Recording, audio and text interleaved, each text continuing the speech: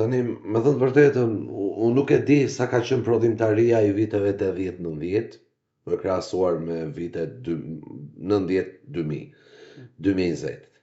Sepse edhe numri i artistëve është rritur, duke e parë si një biznes fitim prurës, shumë njerëz e kanë. Është këtë biznes. Po, duke e parë që në historitë e artistëve të muzikës, në atë që kam lexuar unë, kam parë që është trashëguar dhe në breza. Do më thënë është një biznes i trashëguar me imponim në 2-3 breza.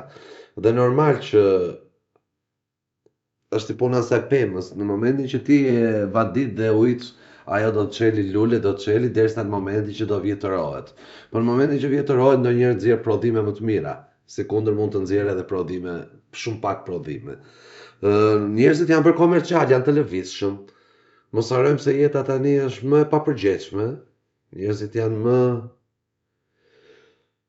më duke qenë më aktual, janë pak më të abuzuar me trupin, me trurin, me pijet që pijen në jetën e përditshme, kështu që dhe vëmendja është e tillë. Muzika është afat shkurtër sepse ndërtohet e tillë, ndërtohet afat shkurtër, pa mesazhe, pa tekste që të prekin gjithë masën. Shumë rrallë ndodh që një këngë t'i prek gjithë brezat. Është shumë e vështirë.